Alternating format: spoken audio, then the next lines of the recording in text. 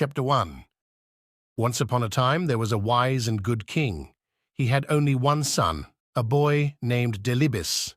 Prince Delibis was a clever young man, and the king loved him very much. One day the king called the prince to him and said, "Listen, my son, you will be king after I have died. I want you to be a wise ruler, but you will only be wise if you are happy, and you will only be happy if you marry a good and clever woman. So I want you to travel around my kingdom. Look for the best woman you can find and marry her. Then I am sure you will become a good ruler of our kingdom." So Delibis left his father's house, and he began to travel around the kingdom.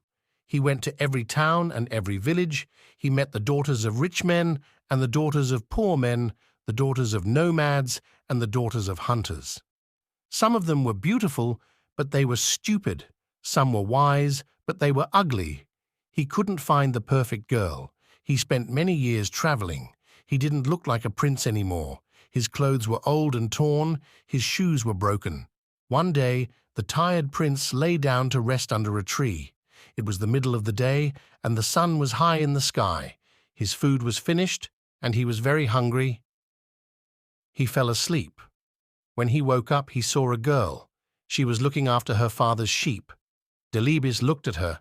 She was the most beautiful girl he had ever seen. He wanted to speak to her, but he couldn't. "What's the matter?" the girl said. "You look hungry. I have only a little bread with me here, and you can have it if you like." She took out some bread and gave it to Delibis. He ate it hungrily. "Thank you," he said. The girl started to walk away. Delibis wanted her to stay. "Have you seen my camel?" he said. "No," the girl said. "I haven't seen a camel, but a blind one has passed this way." "Really?" said the prince. "And this camel had no tail." "How do you know?" asked the prince. "And there is a wound on its right side," the girl said. The prince was very surprised. "You haven't seen this camel," he said, "but you have described it perfectly. How did you do it?" "Oh, it was easy," the girl said. "Look at this bush. A camel has been eating the leaves, but it has only eaten from one side of it. This probably means that it's blind in one eye. And do you see this camel dung? It's all together, in one pile. But camels move their tails when they drop their dung. When a camel has a tail, the dung falls in different places." "But what about the wound on the camel's right side?" asked Delibis. "How did you know about that?" "Look here, in the sand," said the girl. "A camel has been rolling here, but it has only rolled on its left side. This means that its right side must be wounded." "I've found the girl I'm looking for at last," the prince said to himself. "Please," he said to the girl, "tell me your name." "My name is Hariri," she said. "And what is your father's name?" "Nakrusa." "Where does your family live? Where can I find them?" "Down there," said Hariri, and she pointed to the village in the distance. "I'll come back very soon," the prince said, "and speak to your family. But first I must go home. I must tell my father I've found the girl I want to marry." Delibis hurried back to his father's house. "Father," he said, "I've found her. She's the wisest and most beautiful girl in your kingdom." His father smiled. "That's good, my son, but don't be in a hurry. Find out more about the girl, meet her family, talk to them." So Delibis began the journey back to Hariri's village. On the way, he met Nakrusa, Hariri's father. "Let's walk together," he said to the old man. "Very well," Nakrusa said. It was a long way to the village. The path was rough and stony, and the sun was hot. Nakrusa and Delibis walked together, but they didn't speak. At last, Delibis said, "The journey is too long, and we are both tired. Let's make it easier. Why don't you carry me? Or, if you like, I will carry you. Then the time will pass more quickly." Nakrusa looked at Delibis, but he didn't say anything. What a crazy idea, he thought. What a stupid young man. They walked on, but they still didn't speak. After a while, they passed some young men. They were looking after a herd of 100 cows. "Old man," said the prince, "who do these cows belong to?" "They belong to my cousin," said Nakrusa. "He's a very rich man." "Rich?" the prince laughed. "No, he must be poor. I'm sure he's a poor man. I'm sorry for him." Nakrusa shook his head. What a strange young man, he thought. He's sorry for a man who has 100 cows. A little later, they passed another herd of cattle. There were 10 cows and 1 bull. "Whose cattle are these?" Delibes asked. "Oh, they belong to my neighbor," said Nakrusa. "He's only a poor man." "Poor?" said the prince. "I don't think so. I think he's rich. Yes, he's certainly a rich man." "This young man is crazy," Nakrusa thought. They walked on and on, over the hills, until they came to a valley. There was a field of wheat in the valley. It was already yellow and ready for the harvest. "Is this wheat free, so that travellers can eat it?" asked Delibes. "Free?" said Nakrusa. "What do you mean free? Of course it isn't free. It belongs to the farmer." "I don't understand this boy at all," he said to himself. The sun was going down now. It was nearly evening. At last, they could see the village in the distance. Some people were coming out of the village. They were carrying the body of a dead man. They were taking him to the cemetery. "Who has died?" Delibes asked Nakrusa. "Who was this man?" "He was a good old man," Nakrusa answered. "I knew him well." "And will his name be buried with him?" asked Delibes. "Or will his name live on?" "How stupid," Nakrusa thought. "The poor man is dead. Of course his name dies with him. It won't be used again." He said nothing. He walked on towards his house, and Delibes followed him. Chapter 2. The prince and Nakrusa came to Nakrusa's hut. The old man turned round to Delibes. He wanted to say goodbye, but the prince had already followed him into his compound. Nakrusa was tired of Delibes. He wanted him to go away. But now the young man was his guest. He had to welcome him. So he went into his hut and brought out a mat. He put it on the ground, and Delibes sat down on it. Hariri was inside the hut. She was cooking the evening meal. "Listen, daughter," Nakrusa said to her. "We have a very strange guest. A crazy young man has followed me all day. He's come to the village with me, and now he's here in my compound. Take him some water, so that he can wash his feet." So Hariri took some water and went out to wash Delibes's feet. He was very happy when he saw her. She smiled at him, and his heart jumped. She was even more beautiful than before. "Why don't you put your feet on the mat?" she asked him. "Look, they're on the dirty ground." "But my feet are still dirty," Delibes answered. "You haven't washed them yet. If I put them on the mat now, the mat will get dirty too." So Hariri washed his feet. When they were clean, he put them on the mat. Hariri went back into the hut to find her father. "This young man isn't crazy at all," she said. "Oh, yes, he is," said Nakrusa. "Do you know what he said to me on the road?" "Let's make the journey easier," he said. "Why don't you carry me? Or if you like, I'll carry you." Wasn't that stupid? How can I, an old man, carry a big young man like him? "But father," Hariri said, "you don't understand. He meant that the journey was long and boring. He wanted to make it interesting. When he said, 'Why don't you carry me?' he meant, 'Why don't you tell me a story?' And when he said, 'Or if you like, I'll carry you,' he meant, 'Or if you like, I'll tell you a story.' In that way, you could help each other along the road."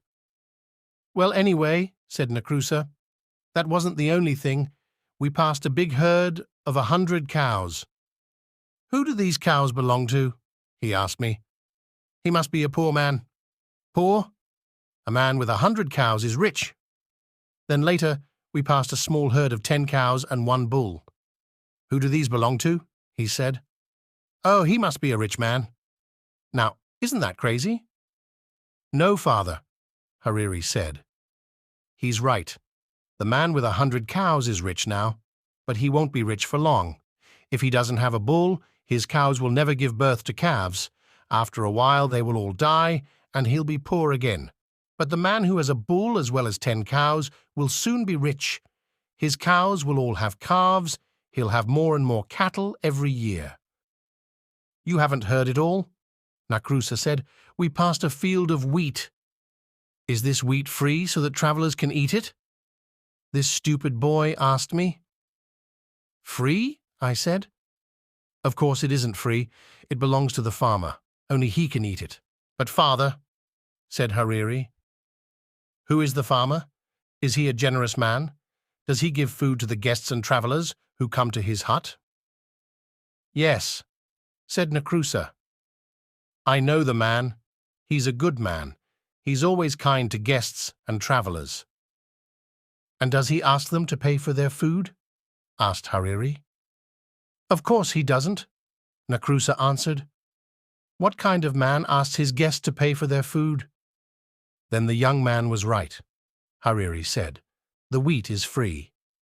Travelers can eat it without paying." "Well, perhaps," Nakrusa said. "But listen to this. While we were coming into the village, we passed a funeral. A crowd of people were taking a dead man to the cemetery. And do you know what this poor fool said? 'Will his name be buried with him, or will it be used again?'" "Oh," said Hariri, "that's easy to understand. He was asking you if the man had a son. The father's name lives on in his son. It's not buried with him. It's used again and again." Nakrusa was tired of talking to his daughter. He went to talk to her uncles. "My daughter's crazy," he said. "You have seen that strange young man sitting outside my hut. He asks all kinds of stupid questions, but my daughter likes him." "Does she?" said Hariri's uncles. "That's good. Your daughter isn't a child now. She must get married soon. Why don't you let her marry him? He looks like a good man to us." "Oh, very well," said Nakrusa, "but it's all so strange. I can't understand it at all. They're both crazy." Hariri heard her uncles and her father. She was very happy.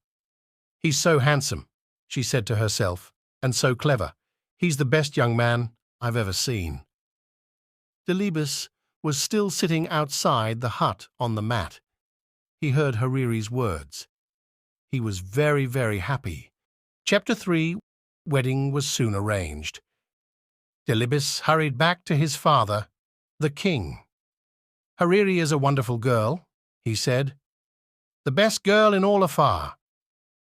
"I am very happy for you, my son," the king said.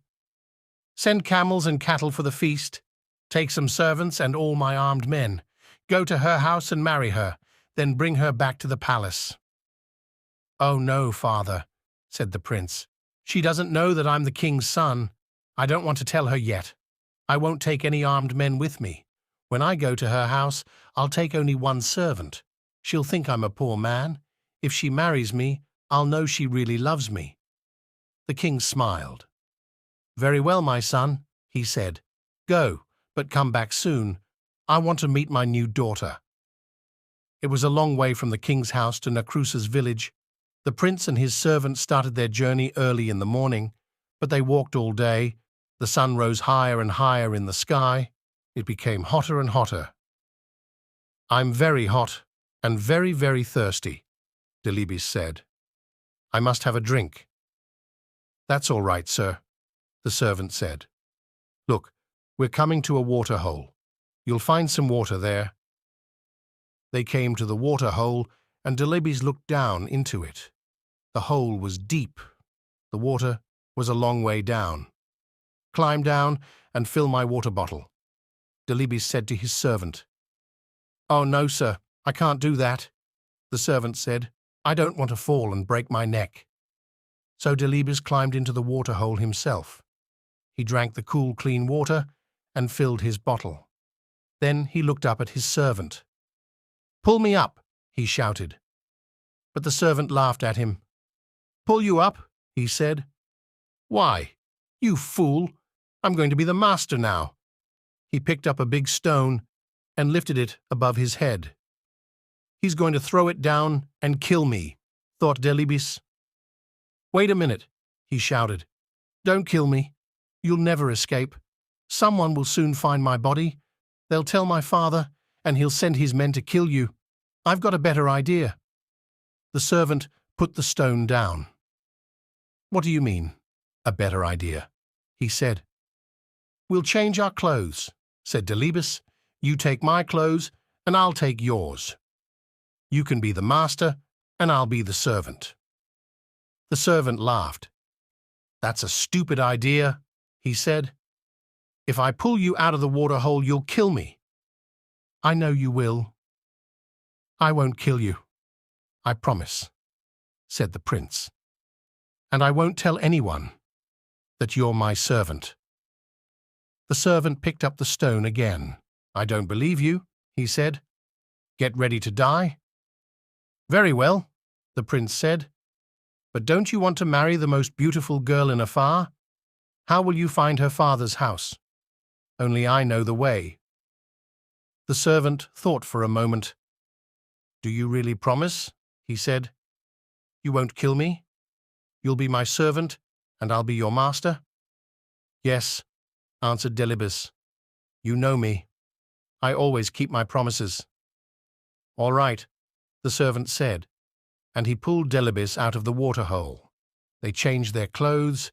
The prince took the servants, and the servant took the prince's. Then they walked on along the road. At last they came to Nacrusa's village. Everything was ready for the wedding. The women were cooking a wonderful feast. Guests were arriving. People were singing and dancing. Hariri couldn't wait to see the face of her dear Delibes. She looked out of her hut, but there was the servant, dressed in Delibes's clothes. "This man isn't my husband," she said. "I've never seen him before." "Don't be a fool," her father said. "Look at his clothes, his dagger, and his shoes. He was wearing them when he came here before." "But my husband is a clever man," said Hariri. "This man looks like a fool. Let me ask him some questions." "Oh, very well," Nacrusa said. "But be quick. The guests are waiting. The wedding must begin." So Hariri came out of her hut and spoke to the servant. "Tell me," she said, "what is the heaviest thing a man can carry?" The servant frowned. "The heaviest thing," he said. Let me think. A camel's heavy. No, a fallen tree is heavy. Ah, I know, a grinding stone. Yes, a grinding stone is the heaviest thing." Hariri looked behind the servant. Who is that man standing under the tree? She wondered. "Here's my next question," she said. "What is the sweetest food in the world?" "The sweetest food," the servant said. "The sweetest food. Yes, I know the answer. The sweetest food is honey." Hariri was watching the man under the tree. He was coming towards her now. "I have one more question," she said to the servant. "What is the most beautiful smell in the world?" The servant shook his head. "What a stupid question," he said. "Flowers have the sweetest smell. Everyone knows that." Delibes was standing behind his servant now. He smiled at Hariri. "This man says he's my husband," said Hariri, "but he's a fool. His answers are stupid." Nacrusa was very angry. "Daughter," he said, "what are you saying? Look, the wedding guests are here. The feast is ready. Take this man. He is your husband." "Please, father," Hariri said. "I can't marry a fool.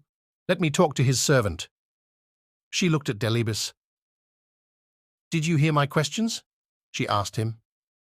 "Yes," said Delibes, "and here are my answers.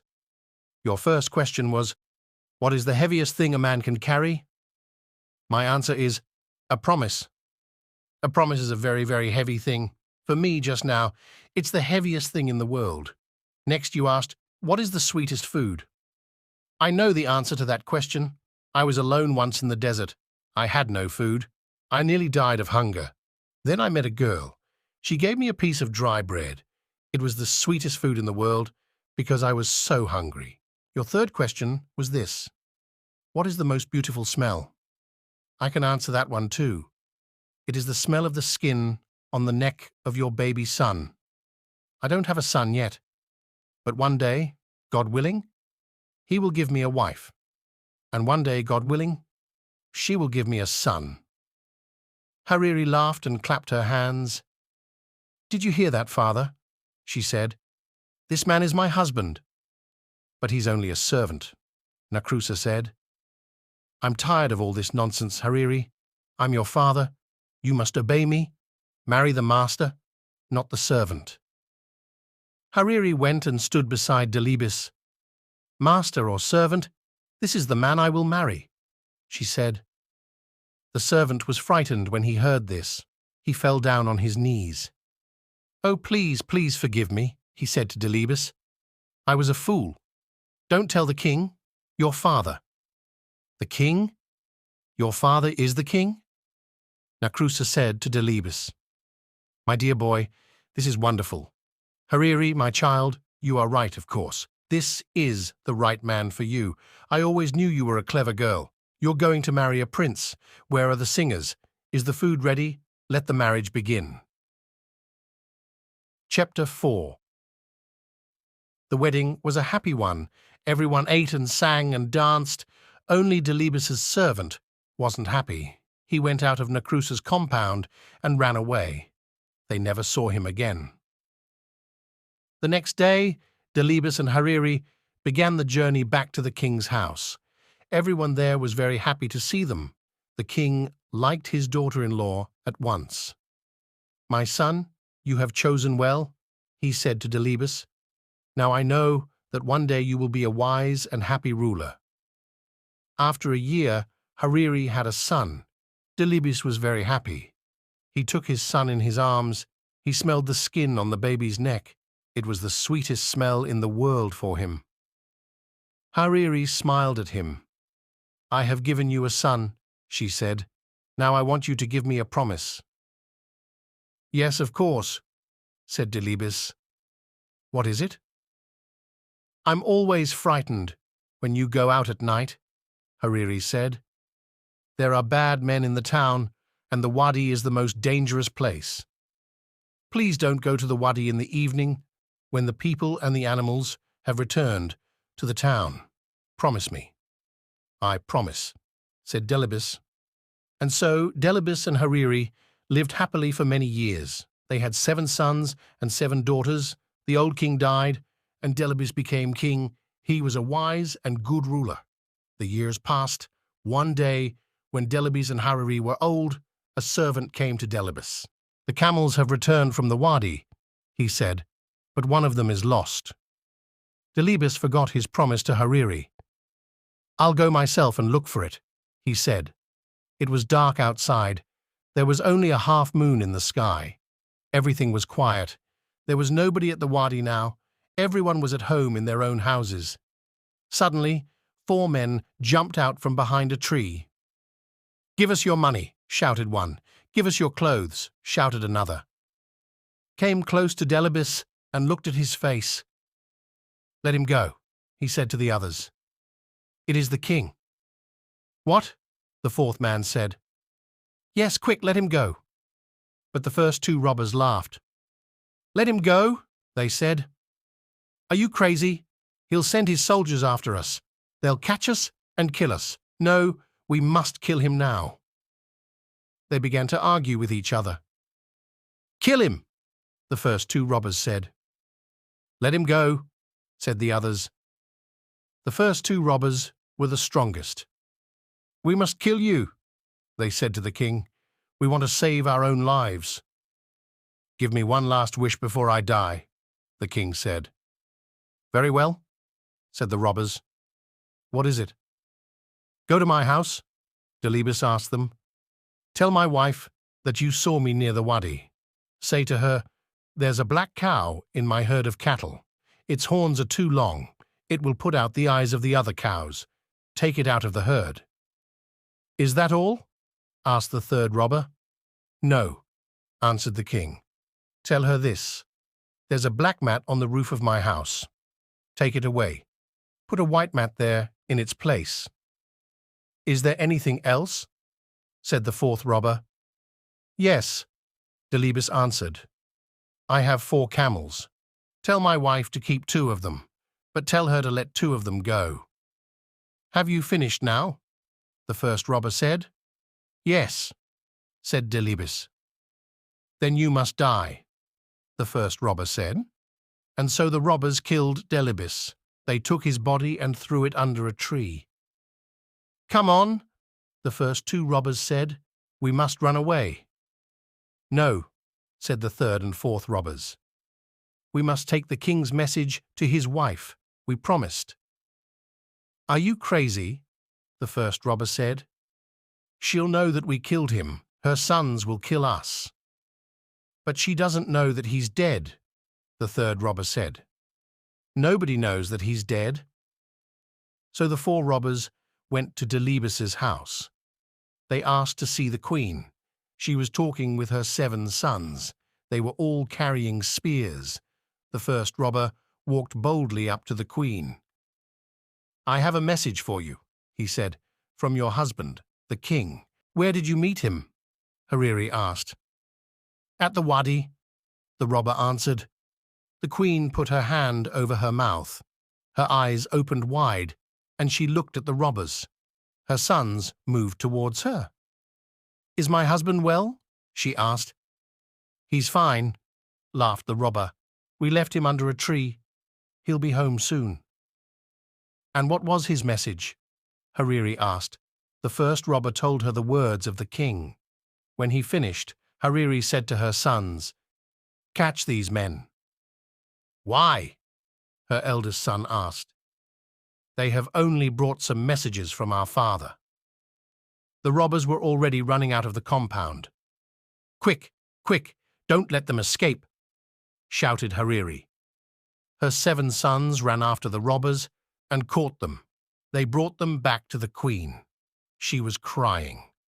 "What's the matter, mother?" her eldest son asked. "Didn't you understand your father's message?" said Hariri. "Listen, this is what it means. Take the black cow out of the herd of cattle," he said. "It will put out the eyes of the other cows." "This means that your father doesn't want the crows to eat his eyes. He wants us to bury his body." "You mean our father's dead?" her sons asked. "Yes," said Hariri. "This is his second message. Take away the black mat on the roof, put a white one there. He is dead, and he wants me to put white clothes on for him." "It was these men who killed my father," shouted one of the sons, and all of them lifted their spears. "Wait," said Hariri. "There was one more message. Keep 2 of my camels," your father said, "but let 2 of them go." This means that 2 of these men killed him, but 2 tried to save his life. The robbers fell down onto the ground. "You know everything," the first robber said. "You're right. It was my friend and I who killed the king. These 2 men tried to save him." "Kill the murderers," shouted the brothers, and they killed the first 2 robbers with their spears and daggers. Then the third and fourth robbers took Hariri and her sons to the wadi. They found the body of Delibes and brought him home. Hariri put on white clothes, and her sons buried their father. "He was a great king," all the people said. "Why?" "Because he was married to a good and clever woman."